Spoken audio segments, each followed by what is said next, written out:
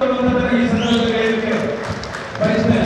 ಇವತ್ತು ಇಡೀ ಭಾರತ ದೇಶದಲ್ಲಿ ಯುವಕರಿಗಾಗಿರುವಂತಂದ್ರೆ ಅದಕ್ಕೆ ಕಾರಣ ಈ ದೇಶದ ಪ್ರಧಾನಮಂತ್ರಿಗಳಾದಂತಹ ನರೇಂದ್ರ ಮೋದಿ ಅವರು.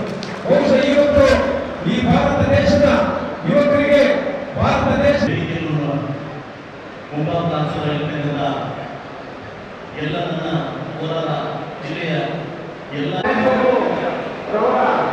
ಈ ಒಂದು ಕಾರ್ಯಕ್ರಮದ ಅಂಗವಾಗಿ ಏನು ಭಾರತೀಯ ಜನತಾ ಪಾರ್ಟಿ ಮತ್ತು ಇರ್ತಕ್ಕಂಥ ಮಂಜುನಾಥ್ ಅವರೇ, ನಮ್ಮ ನೆಚ್ಚಿನ ನಾಯಕರು, ವಿಧಾನ ಪರಿಷತ್ ಸದಸ್ಯರು, ಸದಸ್ಯರಾಗಿರ್ತಕ್ಕಂಥ ಕೇಶವ ಪ್ರಸಾದ್ ಅವರೇ, ಮಾಜಿ ಶಾಸಕರಾಗಿರ್ತಕ್ಕಂಥ ನಾರಾಯಣ ಸ್ವಾಮಿ ಅವರೇ, ರಾಜೇಂದ್ರ ಅವರೇ, 5 ವರ್ಷಗಳ ಕಾಲ ನಿರಂತರವಾಗಿ ಕ್ಷೇತ್ರದಲ್ಲಿ ಕಾರ್ಯಕರ್ತರ ಮತದಾರರ ಒಂದು ಕಷ್ಟ ಕಾರ್ಯಕರ್ತರೇ, ಮುಖಂಡರೇ, ಮಾಧ್ಯಮ ಮಿತ್ರರೇ, ತಮಗೆಲ್ಲ ಗೊತ್ತಿದೆ, ನಿರಂತರವಾಗಿ ಸದೃಢ ಸಶಕ್ತ ಸೌಲಭ್ಯ ಭಾರತ ನಿರ್ಮಾಣ ಮಾಡಬೇಕು. ನಮ್ಮ ಇಂಥ ಒಂದು ಸಂದರ್ಭದಲ್ಲಿ ಇಡೀ ದೇಶದಲ್ಲೇ ಕಾಂಗ್ರೆಸ್ನ ಕಿತ್ತೊಗಿಬೇಕು ಅಂತ ಹೇಳ್ಬಿಟ್ಟು ನಮ್ಮ ಪಕ್ಷದ ರಾಷ್ಟ್ರೀಯ ನಾಯಕರು ನಿರ್ಮಾಣ ತಗೊಂಡು 3 ರಾಜ್ಯಗಳಲ್ಲಿ, ಒಂದು ಕರ್ನಾಟಕ, ಒಂದು ತೆಲಂಗಾಣ, ಒಂದು ಹಿಮಾಚಲ ಪ್ರದೇಶ, ಕೇವಲ 3 ರಾಜ್ಯಗಳಲ್ಲಿ ಮಾತ್ರ ಕಾಂಗ್ರೆಸ್ಗೆ ಇವತ್ತು ಎಟಿಎಂ ಆಗಿ ಮಾರ್ಪಾಟಾಗಿದೆ. ಕಾಂಗ್ರೆಸ್ ಪಕ್ಷಕ್ಕೆ ಕಾಂಗ್ರೆಸ್ನ ನಮ್ಮ ರಾಜ್ಯದಲ್ಲಿ ನೋಡಿದ್ದ ಇವತ್ತು ಮೈಸೂರು, ಮಂಡ್ಯದಲ್ಲೂ ಗೆಲ್ಲಬೇಕು, ಹಾಸನದಲ್ಲೂ ಗೆಲ್ಲಬೇಕು, ಬೆಂಗಳೂರು ಗ್ರಾಮಾಂತರದಲ್ಲೂ ಕೂಡ ಗೆಲ್ಲಬೇಕು. ರಾಜ್ಯದ 28 ಲೋಕಸಭಾ ಕ್ಷೇತ್ರಗಳನ್ನ ಎನ್ಡಿಎ ಮೈತ್ರಿಕೂಟ ಜಾತ್ಯತೀತ ಸರ್ಕಾರಕ್ಕೆ ಬಿಟ್ಟುಕೊಟ್ಟಿದೆ.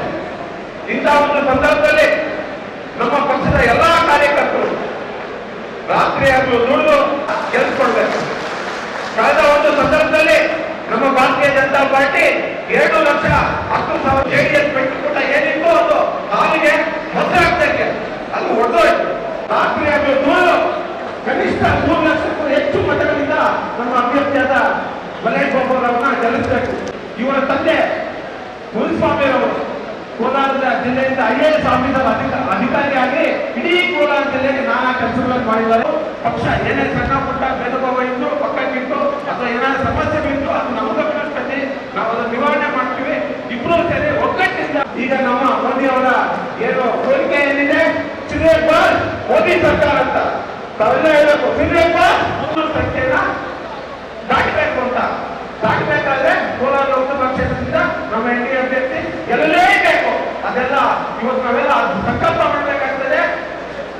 ದಯವಿಟ್ಟು ತಾವೆಲ್ಲ ವಿಶೇಷವಾಗಿ ಮಾತಾಡ್ತೀನಿ ಅಂತ ಹೇಳ್ತಾ ನನ್ನ ಮಾತು ವಿರಾಮ ಮಾಡ್ತಾ ಇದ್ದೀನಿ. ಜೈ ಹಿಂದ್. ಈಗ ಭಾರತೀಯ ಜನತಾದಳದ ಎಲ್ಲ ವರಿಷ್ಠರಿಗೆ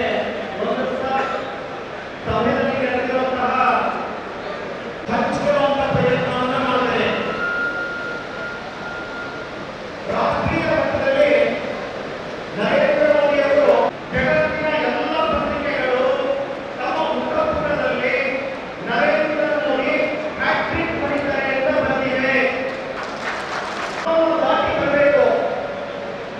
ಹಾಗಾಗಿ ನಾನು ಸೀಟುಗಳನ್ನ ದಾಟಬೇಕು ಅಂದ್ರೆ ಕರ್ನಾಟಕದಲ್ಲಿ 25 ಅವರು ಇಡೀ ಕ್ಷೇತ್ರದಲ್ಲಿ ಸ್ಥಿರಪಡಿಸ್ತಾ ಇದ್ದಾರೆ.